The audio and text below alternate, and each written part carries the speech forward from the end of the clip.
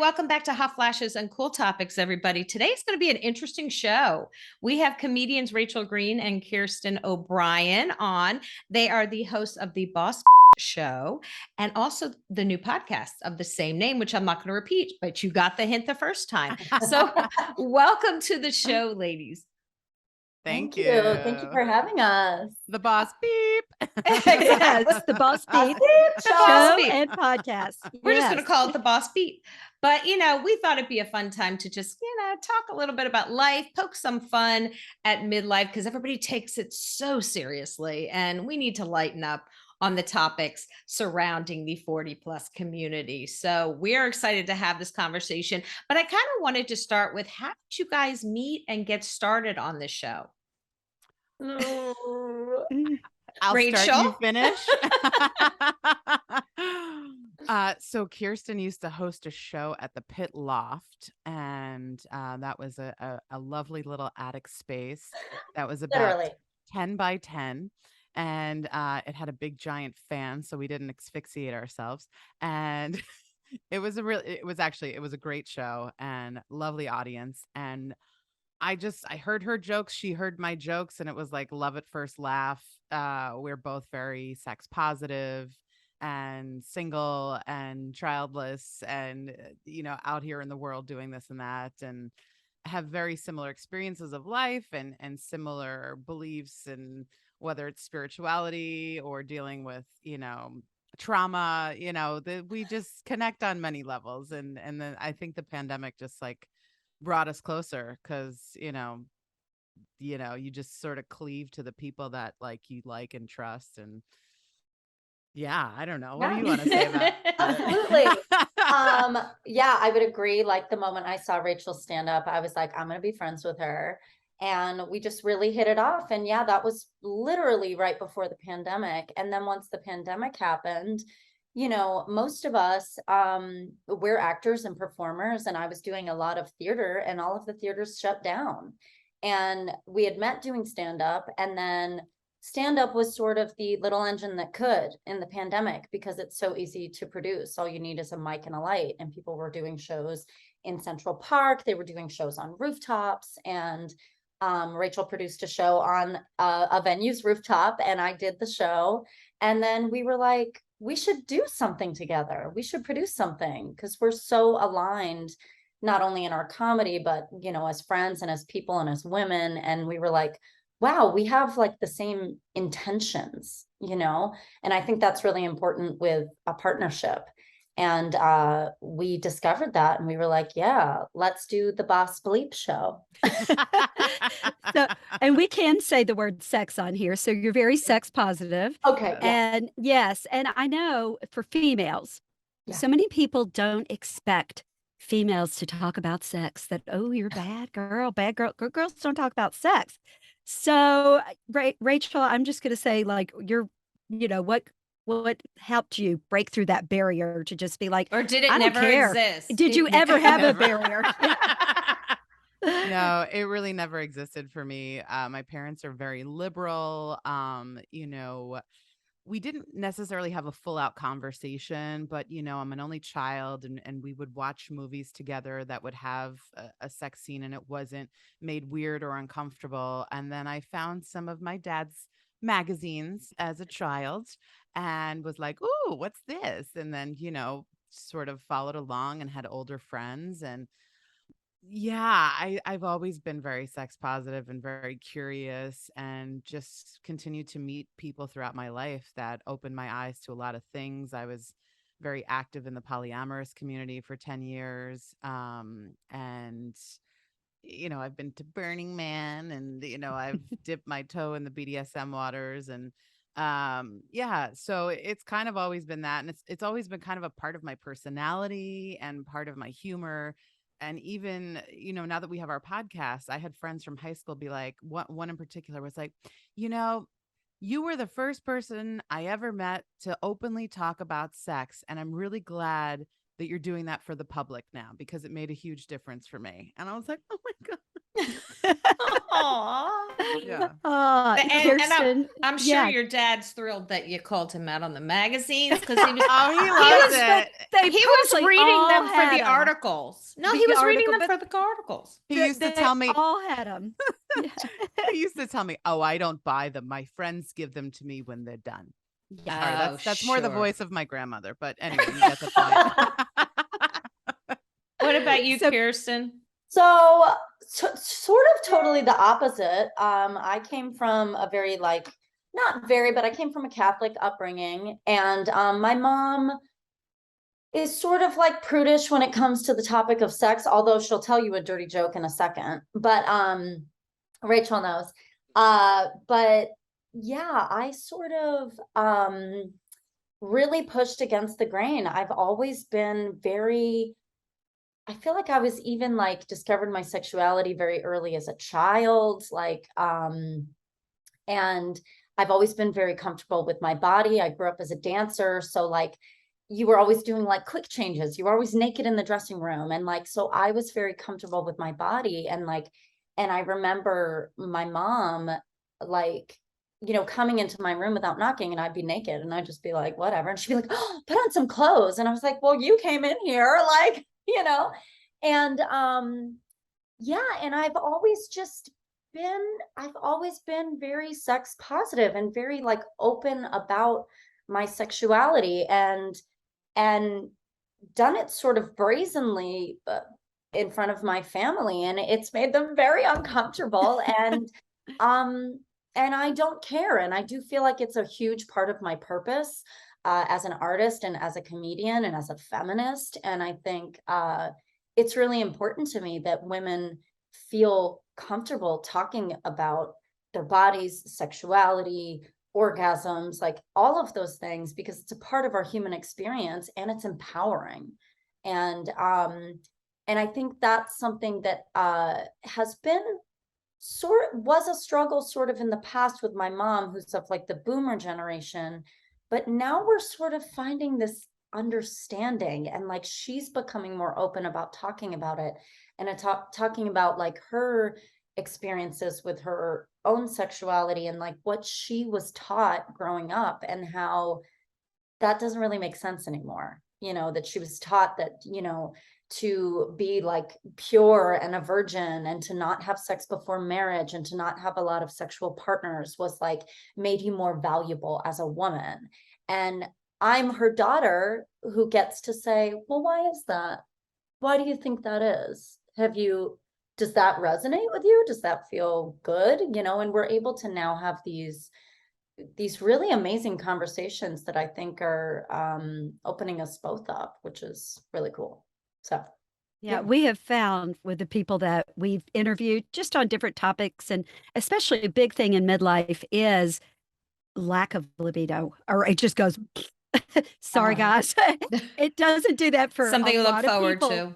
but it really can, because of estrogen decreasing and things dry up. So just doing this podcast, we've learned a lot about what you can do about the situations, like vaginal creams that, it's not just, I remember someone saying, well, I don't know why they have a lot of UTIs, and they say, well, I don't know why my doctor prescribed vaginal cream. I don't have sex anymore. And it's like, well, you still pee, you still do these things, and it helps with UTIs. So vaginal creams. Oh, we have so much to share on this stuff. Yeah. Love it. So it is very interesting. I feel like a lot of women, what we're finding, our community, do you find that, Colleen, that they are definitely trying to take the taboo away from talking about sex for women? Absolutely. We're old Gen X. We're in the we're older at the Gen cusp of Gen We're X. right. Yeah. Yeah. So we kind of were still raised at that tail end of you don't really talk about sex. Bridgett having 11 siblings and I have 3. Wow. Yeah, I know, right? I know. Wow. That's a grew story up Catholic. I was like, you have to be Catholic. Both grew up Catholic, and it just wasn't. Well, you didn't look like a Hasidic Jew, so. Yeah, no, definitely not.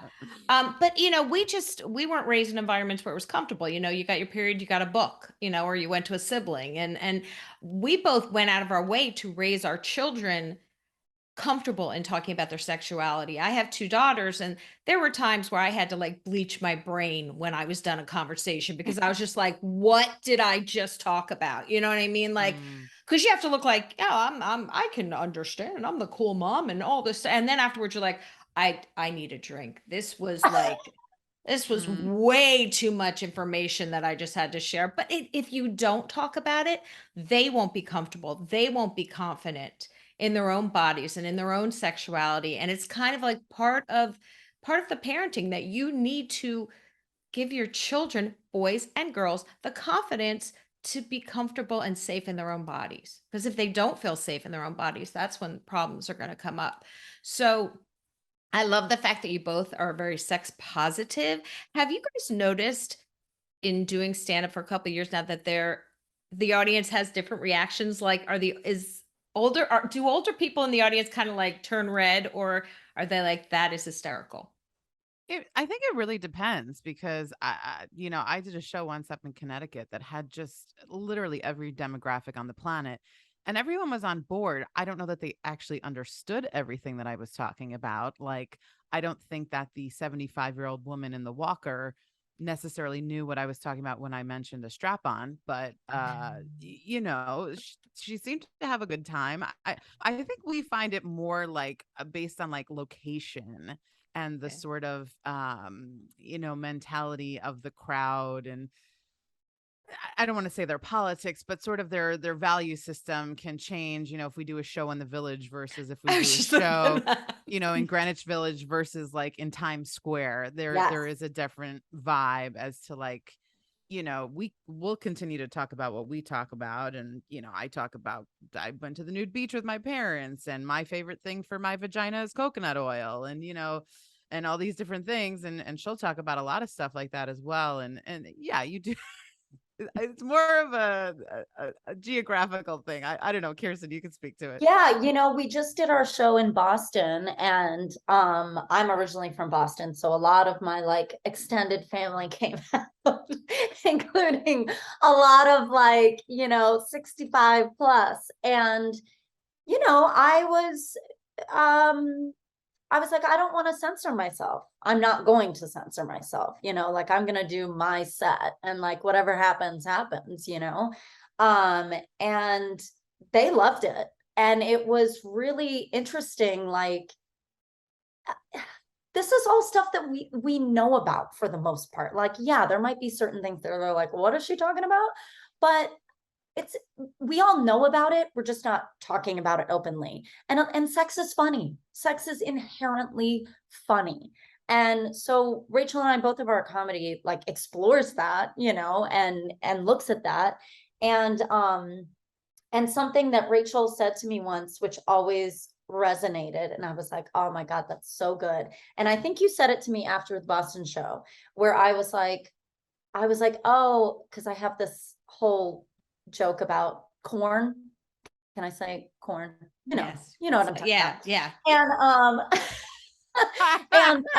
and I was like, I don't know if they got that one. And Rachel was like, yeah, but even if they didn't laugh, they needed to hear it.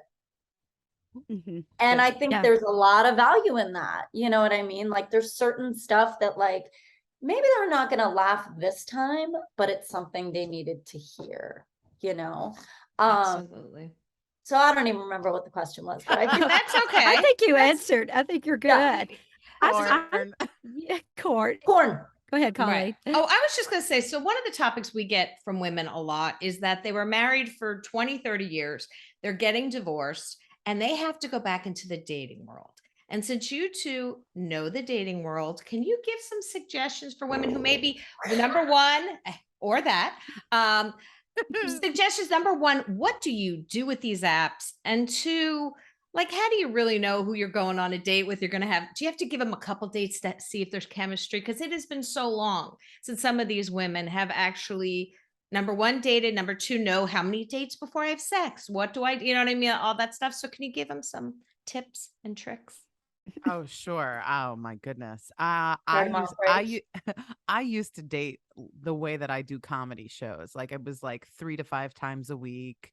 I was like it's just a law of averages, like something will happen or whatever. I think you have to be really clear on what you want, right? Like, do you want to have a relationship? Do you want to casually date? Do you want to have sex?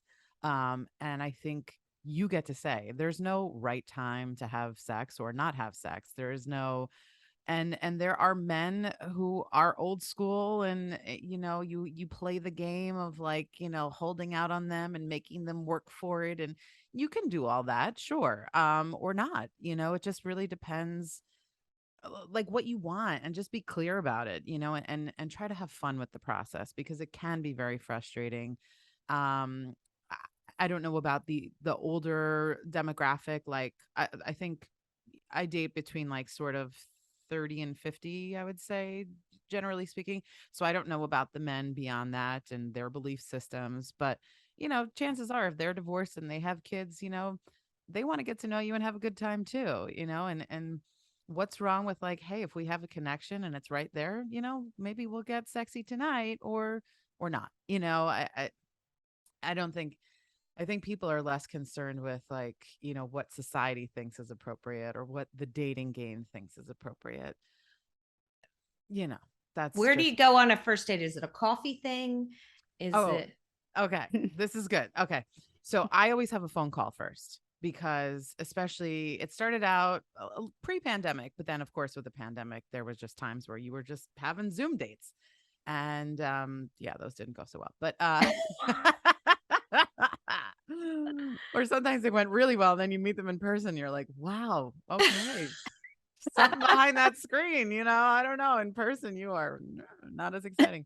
Um, I love to have a phone conversation first, because then you can see if there's chemistry, as far as like a little bit of witty banter. Because for me, that's like number one. That's my, if you can hold a fun conversation with me, make me think, make me laugh, something, and it doesn't have to be Neil deGrasse Tyson. Just have some wit, and that will help me not waste my time. And if we had even decent conversation, I'm open to like, okay, great. And I can do coffee, or meet for a cocktail. Some people don't drink, so maybe you meet for a snack, you go for a walk, but something that's in public, that's maybe at a decent hour, maybe a happy hour. And I love to bookend things so that I have an out if I don't like them. Right. So it's like, oh, sorry, gotta run, go meet my friend for dinner, or oh, I gotta go do a comedy show, or oh, I have something to do for, whatever. Yeah. Yeah. Or as I have mentioned to Rachel, like she'll be texting me during a date and I'll be like, let me know if you need an emergency phone call, of like, oh my God, my friend. you know. Like the old episode of Sex in the City, something bad happened. Oh my God, yes. Yeah. Yeah, I mean, it's funny because like you're saying, you have friends that have been married for 20, 30 years and now they're divorced and back in the dating scene. Like, I'm sure, Rachel, you can attest to this. I have friends that have been married for 5 or 10 years and are now getting divorced and, getting back into the dating scene. And I think, if you're a little rusty with dating, first and foremost, as a woman or AFAB person, safety is primary. Meet in public, never leave your drink alone. I wouldn't get into a car with a person that I've only met once, you know what I mean? And just to be wary, like don't have them drop you off at your house so they know where you know what I mean? You never know. But yeah, I agree pretty much with everything Rachel has said. Like there is no, I think that's like a big difference between maybe millennial and Gen X and like the older Gen X and boomer generation of like, we don't care about like societal standards anymore.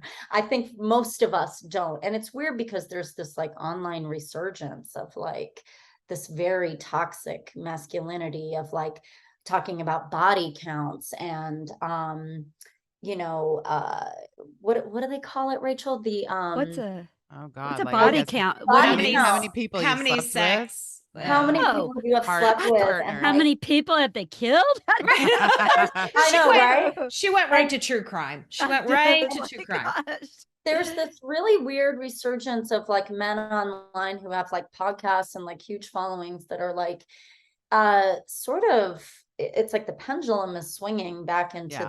the toxic masculine conversation about we don't want women that, you know, have been with a lot of men, and like we don't want a woman who has boundaries. We don't want a woman who like it's terrifying. It's really terrifying. And there's this guy like Andrew Tate online who is just like horrifying, and Okay. he has a lot of Yeah. followers, and it's really scary. So, you know, we're like we're trying to combat that, I think, you know, and empowering women to own their sexuality, to own what they want, to think about what they want, and have their first priority be that, instead of how do I be attractive to a man, what does a man want, you know, how when is appropriate to sleep with them, what do they want in bed, what do they want me to look like. I don't care.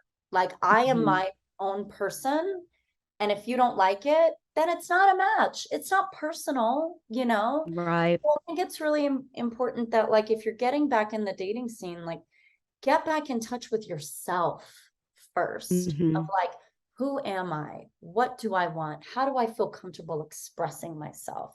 You know, do I understand my body and my sexuality and my fantasies? Like, what does that mean to me? What do all those things mean to me? You know, what do I want for the next 10, 20, 30 years? Yeah. You know? Yeah. You and- know, oh, go ahead. Go ahead. Well, I was just going to say, to add to that, you know, what I was thinking about is like, there is no expected time to have sex in both directions, right? So if you feel like you want to right away, go for it. And also, if you feel like you don't have to. And yeah, like the person you're dating, you can have them earn the right to your body, right? You can have them wait, not from like, oh, I have to be pure and I don't want them to think I'm a, you know, SLUT. But Thanks for spelling. I was like, I'm gonna go for it. But more from the perspective of like, do I want to give myself to this person? Do I want this person's energy inside of my body? Because that's literally what happens, right? Like I had a second date last night actually with this lovely Danish gentleman. And on our first date, and we had talked about on the date, he is also very sex positive. He is dominant, but does not have a dominant personality in his bone, like in his anywhere, like very almost shy and sweet and respectful, walked me home, didn't even try to kiss me on the first date. And then even this date, it was like, you know, after seeing a comedy show and after having a drink or two, and I was like, so where do you envision the evening going? And he was like he could have answered that question in a multitude of ways. And he goes, I don't know, want to rob a bank? Like just made it so fun, so playful. I don't know, want to climb a bridge, and you know, and just like walked me home again. And again, I was like, I'm so accustomed, even someone like me is so accustomed to the man having expectations of sex, that I was like, I kept checking in with him, and he was like, I have no expectations on this evening. What would you Wow. like? What would you like to do? And how hot is that? You know? Have a third date. Yeah. And then we come, and then I invite him upstairs, and he just like teased me for, I don't know, hours, and had really no concern about his own pleasure other than pleasuring me. Wow. Have a fourth Third date. Yeah. Have a fourth date. Wow. That's Good for you. Good And for you. he has made it clear to me that he cannot promise me anything emotionally, because he has half custody of his daughter, and he is dating several women, and one of them is on the borderline of serious. And he was like, I don't want to dangle that like a carrot for you. I'm open to it, but I want you to know what you're dealing with. And if you're open to that, let's engage. And I was like, sign me up, sir. You I know, love it's that, so, though. I love it. Yeah. It's so interesting. Kirsten, when you were mentioning these sites, and so Colleen and I both have daughters in their 20s. One of hers is married, one isn't. can My imagine. daughter's not married. My daughter's dating. And she was dating a guy, and she's so funny about what she'll share with me and what she won't share with me. And part of it, she's like, I'm not telling you his last name because you're going to stalk him, Mom. You're going to get on. You're And going to. she did. Okay. And you She bet found I the am. last name and she Online. still Oh, stalked. she wouldn't tell me the last name, and I found it. But she found out. I said, "Are you still going out with that guy?" And she said, "No, I am ending that because he follows one of these toxic male." She Ooh. found out she stalked him herself, and she found out not only did he follow, he liked some of their comments. Ugh. And she said, "No, Yeah, I am not having that in my life." And so I'm so For proud her. of her because Yeah. I said, "Good for you. Yep. You do not feel like you have to have a man in your life. You are open. You knew what you wanted." I felt really proud of myself. So as a mother, that she had enough in her to say, "Yeah, I'm not doing that." So that's when you said that, I went, "Oh, Yes. okay. I know what that is now." It's very scary. I mean, those accounts, I mean, they're violent and They they're are. also inciting violence. Yeah. And that's not okay, you know, No. like, so good for her.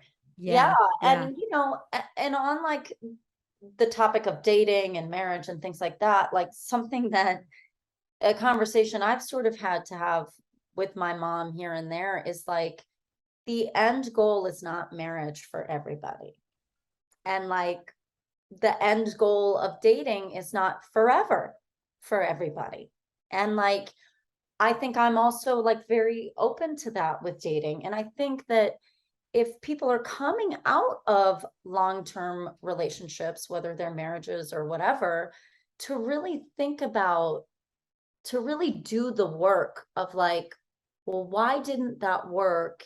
And is that arrangement what I want? Like, what is the goal with me relating to whoever I'm dating? Because I think that those are questions that, you know, even a lot of women in my generation never thought to ask themselves, never even considered that they were allowed to ask that question of like, well, hey, maybe I'll never get married, or maybe I'll never have children. And like, do I even want children? Do I even want a marriage? What does it mean to be in a marriage? You know? Yeah. So I think those are all things that people now have the opportunity to think about, you know, when you have that sort of second chance. That's so true. Can we share maybe one or two stories of bad dates or dates gone wrong? Because I think that would be Wow. fabulous. Let me get Do you out my, have 5 hours? I mean, how much time do you have? Holy moly. It's like half of our comedy. I mean, come on. Gotta hear about a few bad dates because that's just those make for great wow. bad choices, great stories, as they say. So Mhm. Oh, I'll let you start this one. I'm like, Oh my which gosh. I'm one like, do I want to share? can you, I mean, Rach, I've told so many, I think I've blacked most of them out. What? Okay. Do we do it? What would be preferred? The actual date having a strange ending, or maybe something in the realm of sex or kissing, or no whatever prep. you the one that What you you think feel. is the I mean, it could be from who you were talking to and they look totally different to date gone absolutely wrong and they're a little unsettled or unbalanced. Okay. Well, the one that comes to mind, I'm gonna bleep myself a couple of times. So Sure. I'm gonna try my best, but it's so juicy and delicious. I have to. So this was Thanksgiving of 2020. And I was home. I was visiting my parents on Long Island. And, you know, I'm an only child. So eventually I need a little space from my parents. I start swiping. I come upon this guy. Kirsten's like, oh, I know I it's know what coming. this one is. It's a good one. And you know, he's very built, very, you know, big guy, and he's got these lovely blue eyes. And I'm like, okay, he's very Long Island, but I'm here for it. You know, what else am I doing? So we decide to meet outside of a Starbucks because at this point, you know, we didn't have vaccines and Long Island was a little weird with the indoor dining. I wasn't comfortable with it yet. So we meet at the Starbucks and we pull up, and he's got a Ford Explorer with tinted windows, and his license plate says smoked out. And I'm like, oh wow, we're off, we're off to the races. Okay. And he had kind of not a real mask, one of those sort of, just a balaclava kind of thing. It's just sort of a piece of fabric. And immediately, I mean, I don't even think we hugged or shook hands yet. And he was like, I don't understand these masks. It's like, I understand wearing them at the hospital, but not like, at a Starbucks.